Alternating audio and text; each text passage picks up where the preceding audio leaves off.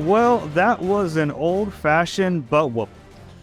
Yeah, it's 2 in a row against 2 pretty good teams. Couple big statements by the Eagles the last 2 weeks. Absolutely. They're 12-1, flying high right now. This is the Eagle Eye Podcast presented by Nissan. He's Reuben Frank. I'm Dave Zangaro. There will be a negativity corner at the end. We'll try to find something to put in there, but a whole lot of positive coming out of this one. Yeah, I really thought it was a complete team win. You can always find a play here, a play there. But considering the conditions were really bad, we'll hear from you just exactly how bad it was. Just felt like they could do anything they wanted on offense, and on defense, they shut down Saquon and they pressured. They've now shut down 3 pretty good backs in the last 4 weeks. When you look at Jonathan Taylor, Derrick Henry, and Saquon, the rush defense has done a complete 360 from one of the worst in the league to really one of the best over the last 5 weeks. They're top 5 run defense. So I think some of it is certainly the 2 new guys they brought in, but they're tackling better. They just seem like they're more physical. So both sides of the ball were just kind of clicking on all cylinders. It was close for a while, and you just kind of felt like every time the offense was on the field, they were going to score, and I certainly didn't feel that about the Giants. So another big second quarter, 17 more points. But yeah, it was impressive stuff. I'll tell you what, while the Cowboys were scuffling, trying to hang on to beat the Texans at home, the Eagles with another dominating performance. The Vikings lose, so that gives them another game against them when you're looking at the top seed. And it's just, I felt the same way about the offense. Every time they touch the ball, like, they're going to score. And they were like, they could pick the way they scored. Yeah. I mean, they're running the football. Jalen's running. Miles is running. They're throwing to everyone. On that first drive was a masterpiece. He threw 7 different receivers on that first drive. 9 completed passes, 7 receivers. Yeah, they couldn't stop them. It was just, this is a dominant team right now. Back-to-back weeks, they blow out teams that are known to play tough. Like, even if you don't think the Giants or the Titans are that good, look at the rest of their games. They're not losing like this to anyone else. Right. So to blow both of these teams out, they're statement wins, and the expectations keep getting higher and higher. They clinched a playoff berth today, and it was like, oh yeah, I guess, like, you don't even think about it because that is such the lowest possible goal at this point. Right. I mean, the expectations get raised, and this is a Super Bowl or bust team. Yeah, no doubt about it. And that's how it occurred to me, like 10 minutes after the game, and I was like, oh, they're in the playoffs. And Nick is only the second Eagles coach in history to make the playoffs each of his first 2 years. And I don't think there's one guy in the locker room that probably even knew about it and much less cared about it. There was no champagne, if you're wondering. Yeah, no caps that said division winners. And I like that. I like how focused this team has been. But yeah, on the offense, I mean, I just feel like they have so many, and this is all without Dallas Goedert. Last 3 games, they've scored 123 points. That's their most in a 3-game stretch since 1950. They scored 125 from week 2 to week 4. Week 4 was against the Cincinnati Reds. No, I did not cover those games, Dave, but thanks for asking. I was covering high school lacrosse back then. But yeah, and I think on pregame, Jaws said, they're gonna throw it to build a lead and then run it to keep the lead, and that's kind of how it played out. And they've done that a few times this year, and it's a hell of a effective formula. It is, and he went into this game thinking there's no way the Giants can stop them. They're banged up at corner, and he knew they were going to blitz Jalen, and that tells you how far he's come. Because coming into this game, I wasn't concerned at all about them blitzing Jalen. Yeah, this was last year. You're like, oh man, how's he going to handle this? He handled it with such poise, made some big plays. This offense is a juggernaut, and he's a big reason why. Yeah, just weapons everywhere.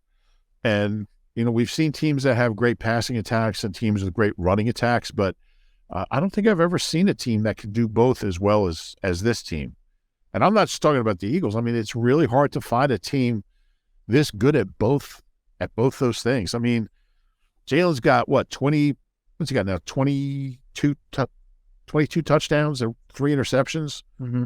And they're averaging like 160 rushing yards a game. I mean, you don't see that. That doesn't happen. And Shane Steichen is just so good at understanding when to do each and when to stick with each and when to change up and when to be surprising. And I mean, he's got some elite weapons at his disposal, but he also is doing a phenomenal job of knowing how to use them. Yeah, and it feels like he's calling plays from such a position of power. Yeah, because like everything works. There's not like, he doesn't have to lean on one or the other. Right. He can be so dynamic as a play caller because they have the talent to make everything they do work. It's such a rare thing to see. And even when the fun part is, even when it breaks down, you still have Jalen. He didn't do it much in this game, but he has the ability to scramble, get his way out of, or find his way out of trouble, and he can beat you by himself when plays break down. So, I mean, I don't know how you stop this offense. I really don't. Didn't even seem like he ran that much, and he had 77 yards. Yeah. Yeah. It's, yeah.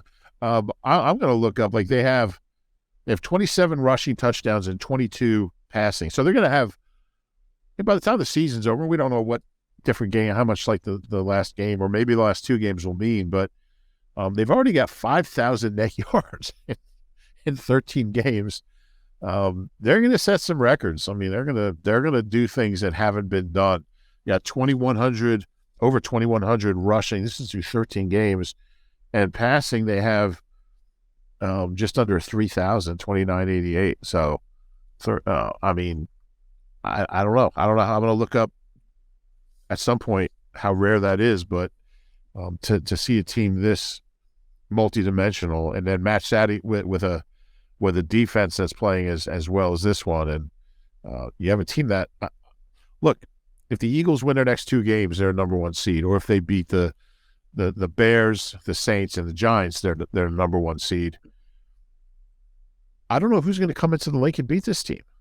And, Washington did good for them. The Eagles played as bad as they could as far as turnovers and mistakes. I don't think anyone can come into the lake and beat this team. And that's like what I'm talking about, the expectations. Like they've raised them to the point where either this team plays the Super Bowl in Arizona or you end up being disappointed by it. Exactly right. Yeah, that's how good they are. If this team goes... I lose track of their record. Were they 12-1? They're 12-1, yeah. I mean, you think about that. Like, if you win 12 games all year, it's a hell of a year. I mean, they're going to win. Again, we don't know what the last few games mean, and who Nick will play in those games, how he'll handle them, what his approach will be. But I mean, if they win 14, they go, that's like one of the highest win totals in history. I know there's an extra week now, but I mean, the numbers that we just kind of bandy around, like, oh yeah, they're 12-1. Yeah. I mean, these are insane numbers. And the funny thing to me is, in my head, I'm already thinking, like, man, they might not need to win the last 2 weeks, but you can't sit your starters for 3 weeks. Well, Andy did in 2004. They clinched. They clinched the number 1 seed with 2 games to go. He played the backups the last 2 games, and then you had a bye. Back then, the top 2 seeds got a bye. So the starters didn't play for a month, and that was a big storyline that week. Was, are they going to be rusty? They're not going to be ready. They're not. They're not playing for a month, and they were fine. I mean, they obviously and I think knowing the way Nick handles things, he doesn't play starters in the preseason. They don't practice. They do walkthroughs on Wednesday. Training camp practices are short. He rests players on Thursday practices and Friday practices here and there. Veteran guys don't practice. So knowing his background, it's hard for me to imagine that he's gonna play starters those 2 games if they have number 1 locked up. It's crazy that we're talking about this with 4 games left. Yeah. Well, really, with two, I mean, it's going to come. It's with 2 games left. They're not losing to the Bears. They're not going to go to Chicago. I mean, the Bears aren't going to beat them. So it comes down to Dallas, a team that just barely beat the Texans at home today. If they win those 2 games, then I'm actually surprised they pulled it out. I wasn't able. It's snowing now. It looks like it is. Holy cow! It's very festive. Very Sorry. festive. Yeah, I just looked outside and noticed it's snowing pretty hard. Yeah. I didn't want to say anything. That'll be fun to drive home later. I don't want to distract you. Yeah, I'm feeling kind of guilty. This team is really good. Jalen, man, the growth he's shown is unbelievable. And they got a few milestones today. Yeah. Al's got a milestone. That's fun to say. First 1,000-yard season in his career. A.J. Brown goes over 1,000. To get a 1,000-yard running back and a receiver in Week 14, I mean, that illustrates how balanced they are more than anything. Yeah, and Reddick hit double figures in sacks. First edge rusher for the Eagles to do that since Barwin in 2014.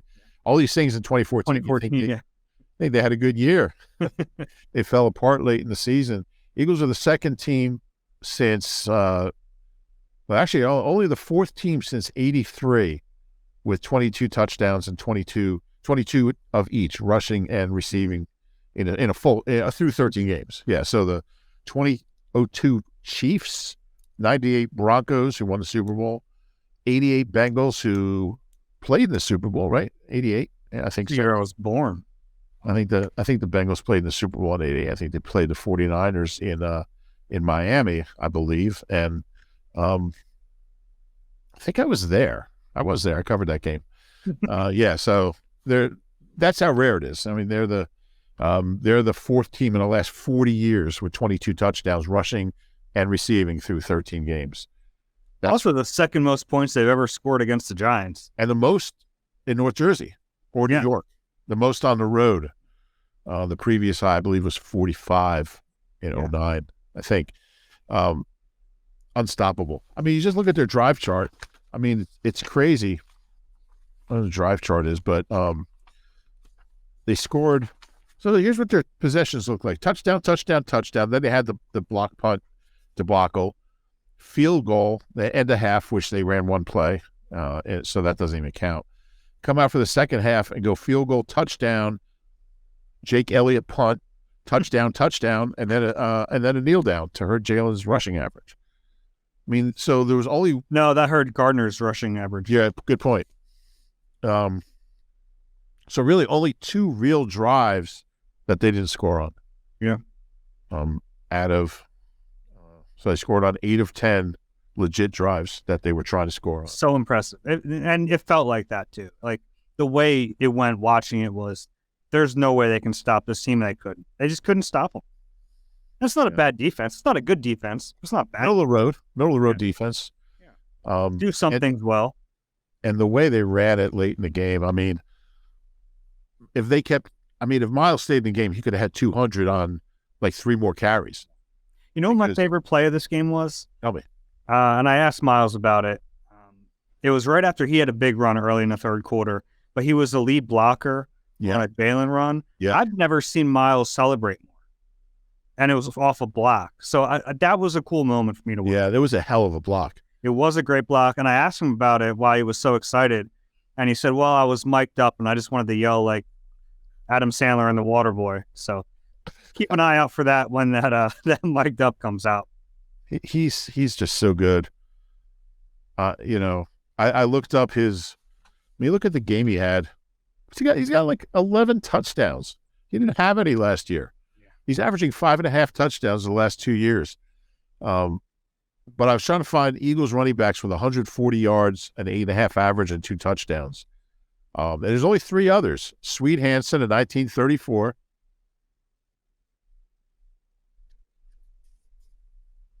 Okay. Wilbert. Wilbert did it in early 80s, and Bryce Brown. Everything always comes back. Bryce Brown screws up every stat. Him and Nick Foles screw up every stat. Yeah. Yeah. So, well, I mean, Nick was he won a Super Bowl, so he's not really screwing them up. Bryce Brown, they're just fluky. Those 2 games he had against Carolina and the Cowboys. But And I mean, Miles is on pace for 1,400 yards and a 5.2 average. I mean, and like 15 touchdowns. And he almost caught Saquon today for the NFC rushing lead. Yeah. He's only 15 behind. He's going to lead the NFC in rushing. Yeah. And I mean, it's a shame Justin Jefferson's so good, because it's not like, it wouldn't be crazy to think that you could end up with the leading rusher and receiver in the league. Yeah. Or at least in the conference. Yeah. Yeah. Well, a team like the Eagles really never has an opportunity to get a guy like Justin Jefferson. But yeah, there's so many, guys we could single out in a game like this. I mean, Boston Scott for the two big kick returns. Punching a touchdown late. Britton Covey holding, stuff like that. I mean, it's just, Jake Elliott only had to punt once. It wasn't a great punt, but it was good enough. Got the job done. I really admire guys who are thrust into a role like that and perform. One of my, it brought up, we were watching Covey hold on the sideline, and it brought up one of my favorite memories ever. You know where I'm going? I think so. Michael Kendricks. Yeah. The one game where John Dorenbos got hurt, and Kendricks at this point wasn't playing much on defense. So he just starts snapping the ball on the sideline. He was not the emergency snapper. The emergency snapper was Brent Selleck, who was also warming up. So we thought they were holding tryouts on the sideline. We asked Kendricks after the game, and he said, "No, I just figured I'd try it out." Best explanation of Michael Kendricks ever. Kendricks was a quirky dude. Yeah. He was funny, but I mean, this is what great teams do. They find ways. You lose your punter and your holder, and an undrafted rookie punt returner becomes your holder. And you kind of figure Jake Elliott. I mean, he's punted before a couple times. We see him do it in practice. I've never seen Britton Covey hold, so that was pretty cool. And he held his own in the he had another good return. He has 16. Yeah, I think I mean he looks like a returner now. The last few games, I agree with that. That's so other than the blocked punt that almost turned into a rushing first down that got the punter injured, special teams were fine. Yeah, they were. Christian Ellis made a couple more big plays. He's the best special teamer of all time. It's unbelievable. He's right up there. I might write that story. I mean, everybody in the roster. Zach Pascal catches like one pass every month. Catches one for a big first down on 3rd and 3. Yeah. It was fun watching Jalen get everyone involved. Yeah. Yeah, Calcaterra. I mean, how about Calcaterra and Stoll the last 2 weeks have really been, terrific weapons. This offense just went crazy, and they might get Dallas Goedert back next week. I think they will. We'll see. Yeah, I mean, he felt that way when we talked to him last week, but it's just that fracture in the shoulder. So as long as it's healed, he'll play. It's the Nissan Thrill of the Drive event, so gift yourself what you really want this holiday season. Shop your local Nissan store or visit nissanusa.com today. Just like the holidays, these offers won't last. Opioid addiction is a national public health crisis. The Someone You Know podcast from the Independence Blue Cross Foundation offers inspiring stories that challenge stigma, offer hope, and humanize the disease of addiction. Download the new Season 3 of Someone You Know on all major podcast platforms. We talked about the offense, and I don't want us to forget about the defense because they were really good again today. Yeah, one touchdown on a 15-yard drive and one against the scrubs. Against the backups, I'm sorry, with a minute left. That cost me my bold prediction. I'm not happy with Richie James right now at all, or Tyrod Taylor. But yeah, they, when the game mattered, they were really, really good. And the two areas that, you were looking at were pass pressure and stopping Saquon, and they did both. The Giants don't throw that much. So to get 7 sacks against a team that threw the ball, 32 times, that's a lot. And they came from a lot of different people. Fletch had one. I think Milton had one. BG had 3. He had 3. He's now one shy of his career high at 34 years old in his 13th season. Playing 22 snaps a game or whatever it is. It's incredible. He's playing so well. I would even say Brandon Graham is playing as well as he ever has.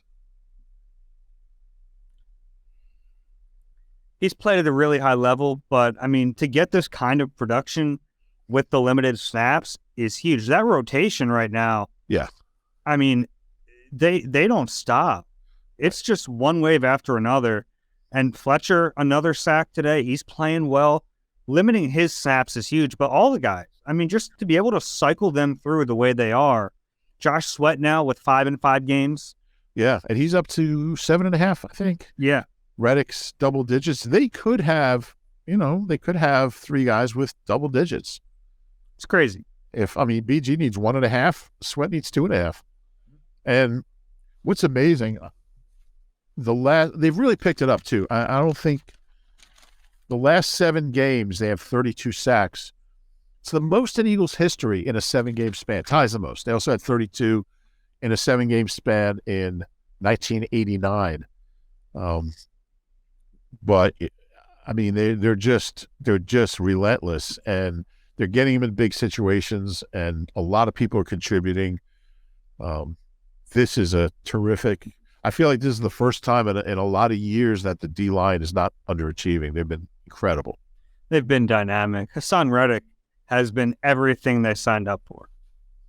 Yeah, he makes a play every week, sometimes a couple, and he just missed another one today. Yeah, he's been. Somebody tweeted to me and said, Rube, Dave was right about Reddick, and I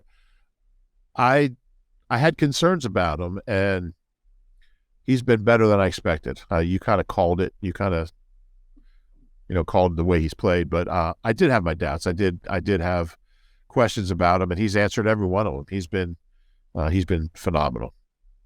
Yeah, and it's Josh Sweat, man, coming on. Milton had a sack today. Yeah, he did. Well, BG, I think BG also might have had. I have to look this up so I don't just make it up. But BG had 3 sacks. He had 3 tackles for loss, and he had 3 quarterback hits, and forced a fumble, and had 4 tackles, and had a punt return touchdown. Hey, BG, I mean, I don't even know. It's crazy because like they have this trio of older guys who've been here forever: Fletcher, BG, and Kelsey, and are all playing unbelievably well. I mean, Kelsey's playing as well as he ever has. BG's very close. If he's not there, he's very close. He's never had 10 sacks in a season. Mm-hmm. He's at 8.5, at 34, coming off an Achilles, playing 20 snaps a game. And Fletch has been, these last maybe 3 or 4 games, I'd say since the Colts game, Fletch has been, this is as well he's played a long time. The only reason he's not playing at a career best is because his career best was so freaking good. 2018, He was unbelievable. But he's even got, what's he got, 5.5 sacks? Mm-hmm. They're coming from everywhere. And it's not just, I know we're singling out the D-line. I thought TJ had a heck of a game. Yeah, he did. He almost cut somebody in half. He did, yeah. 1 tackle for loss. Yeah, he racks up the tackles for loss. And, I think Sweat has been good for about, really good, like for about 6 weeks now. He's been playing at a really high level. And I've never been a huge Josh Sweat guy, but he's getting it done. They all are. And I think he was playing well before. I think the numbers are just showing up now. He's getting home. And so there's a skill to that. I get that. But I think he was playing well all year, honestly. 10 tackles for loss, 12 quarterback hits, 7 sacks. Crazy numbers. Secondary was fine. A few breakdowns. Kayvon out there in place to Reed Blankenship. What do you hear about Reed? Anything? Haven't heard anything. That's something to obviously monitor. Yeah. This week. They won't get, the earliest CJ Gardner-Johnson can return is week 17. So you got a couple weeks here where you might have to piece this together a little bit. They don't have a lot of options other than Kayvon. Josiah Scott. Yeah. Andre Sachary on the practice squad. Yeah. Yeah. Kayvon, you'd probably rather have Kayvon out there than Sachary. We saw Josiah play some safety in training camp. He's been getting kind of safety looks in their dime package, or he got that today a little bit. Yeah. But I mean, one thing about Kayvon, his tackling's been good. His coverage. I mean, he's not great.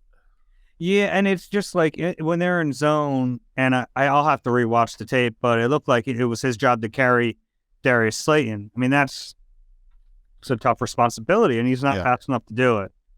So I think he gets exposed a little bit there. Yeah. Yeah. But, I mean, the good thing is that this kind of pass rush can overcome a lot of things in the secondary. And it was an impressive pass rush game, too, because this is a game where you have to be disciplined in your rush because you have a quarterback who will take off and can beat you with his legs. I mean, they really held him. I mean, what did he have rushing? He had a few decent runs, but he ended up with 4 for 26. 17 on one run, so. Yeah. I mean, I thought they did a decent job of rushing in a disciplined fashion because if you leave your lane too much, he'll just pick up the easy yards and move the sticks. Yeah. Yeah. So true. Got anything else on the defense? No, I don't think so. Okay.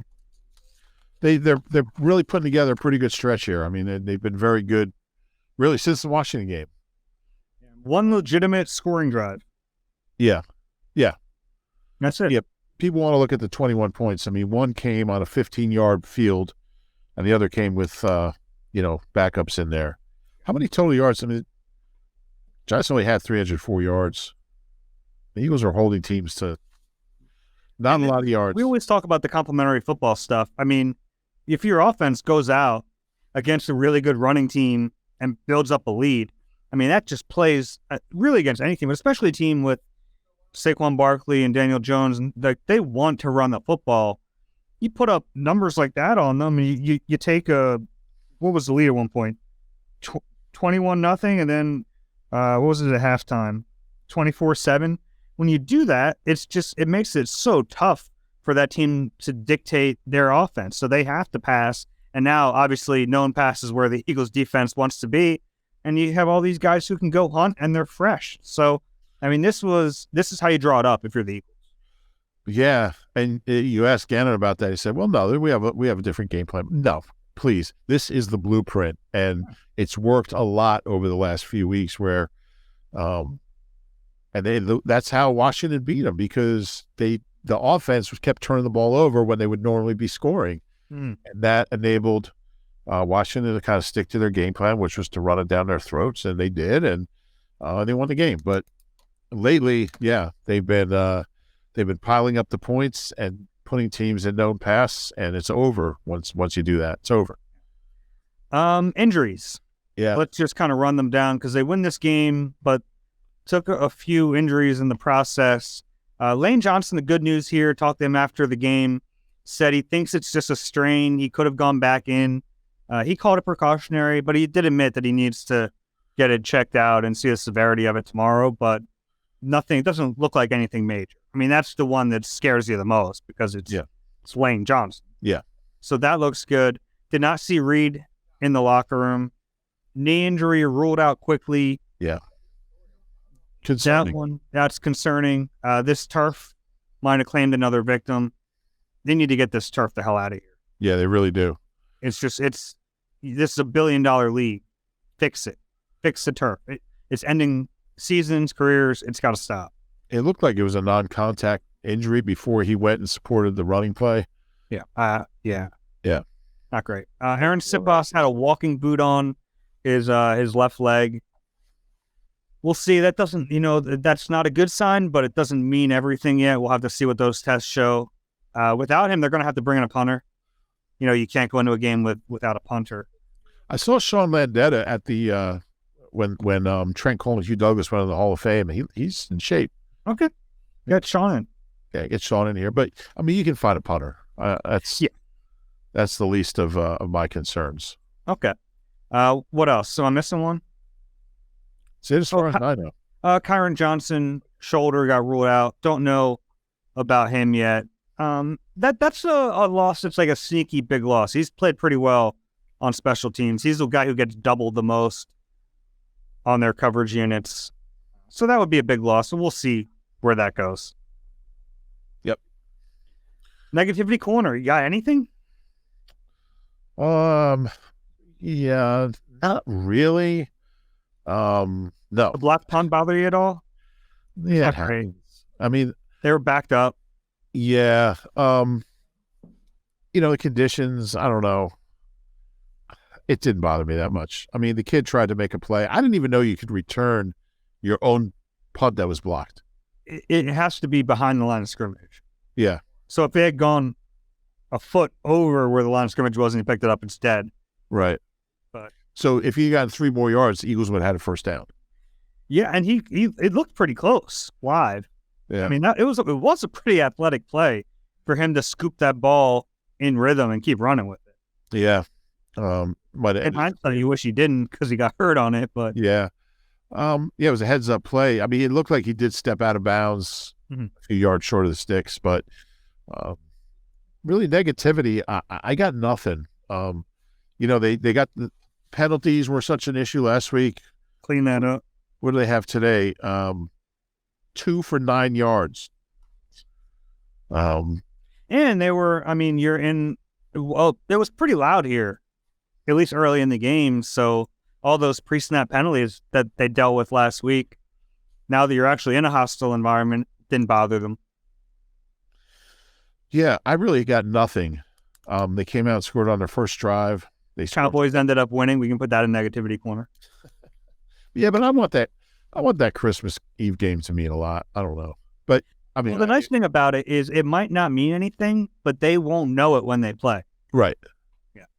Right. It might end up having not meant anything. Yeah. But no, I don't think I have anything else. Really a unstoppable offense, big play defense, and team's 12-1, which is only the second time they've been 12-1. Yeah.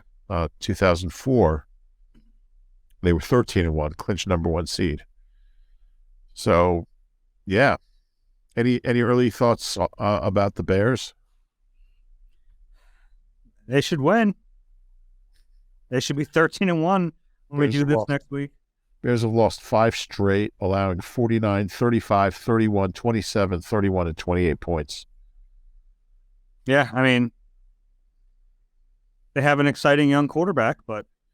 Yeah, he'll run for like 170 yards and he'll win by 30. Maybe. No, it's it's such a long season, 17 weeks, and we're finally getting down to the nitty gritty where you can kind of look and reduce it to like if the Eagles win their next 2 games, they're number 1 seed. Yeah, it's pretty crazy. Yeah, we're getting down to crunch time, and I really like I really like the fact that a lot of areas on this team are improving as the year's going on. I think like pass rush, run defense. You're seeing. I think Devontae's been. I don't think he was bad early, but he's really kind of put together a nice stretch here. Certainly, Miles has had some huge games lately. I think they've really handled Miles well. 2 career highs in 3 weeks. Yeah, 145. I think he beat him by 1 yard today, right? Yeah, 144. I really like the way they've managed him. You see Saquon, some of these guys, Derrick Henry, they get so many carries. And Saquon had a 35 carry game a few weeks ago. It's the Texans. Like, you really need Saquon to run it 35 times to beat the Texans. If you do. They do. Yeah, that's how they play. Yeah. Eagles don't need that. They don't need that. And it's a luxury. But also, even Miles has, even Doug didn't overuse Miles. He probably underused him at times. I think Nick and Shane have really found a good balance where they can keep him fresh and productive and effective. They mix Boston in there. They'll mix Gainwell in there. He didn't really do much today, but they watch out for him. They take care of him, and he's responding. He's on pace for some insane numbers. We'll see how much he plays at the end of the season, but he's having one of the best years of an Eagles running back. He's having a shady type year, an all-time great year. And he's making a lot of money in the process. Yes, he is. He might be. Eagles have all these guys who are playing so well, they're pricing themselves out of coming back here.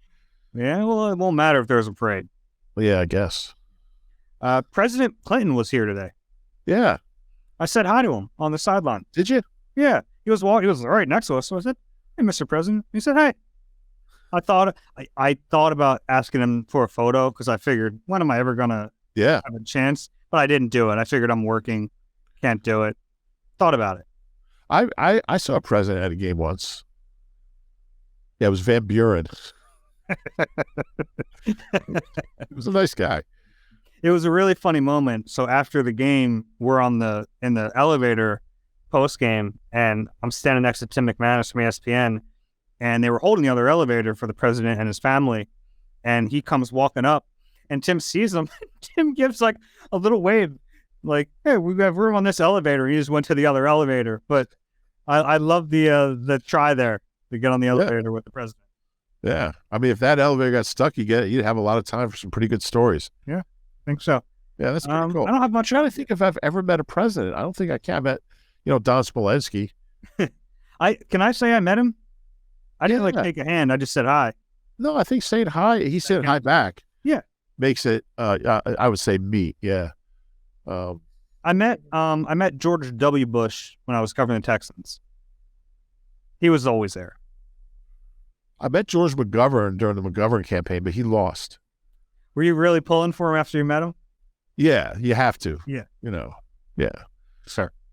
Yeah. So, yeah, pretty cool. That's awesome. I got. Oh, last thing, and this won't mean much to a lot of people, but Kevin Flatley, our photographer, was his last Eagles game today with NBC Sports Philly. So it was really cool to work with him one last time. Yeah, and Flats he's been a staple here for, how long has he worked here? 30 plus? Yeah, he's been here since the beginning. And 30, I guess, 25. We're 25-year-old shooters. Man, they work so hard. They have all that gear. They have carts of gear that they got to bring in out of the stadium or out in the elements while you guys are in the press box. I'm in the studio. Flats works his ass off, and he's a really good shooter, and we're going to miss him, and we wish him all the best. All right, you got anything else?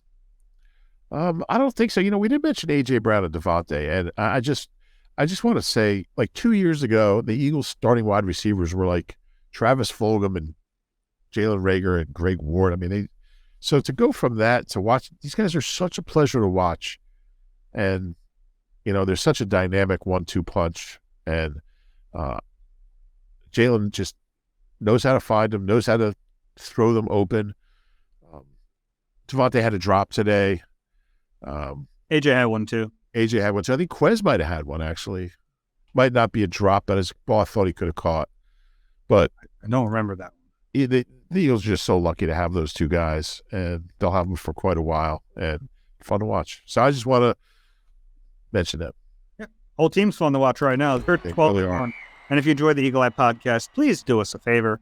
Rate and subscribe wherever you get your pods. If you're watching on YouTube, please click the like button and subscribe there as well. That's it. For Reuben, I'm Dave. This has been Eagle Eye presented by Nissan. We'll talk to you later in the week.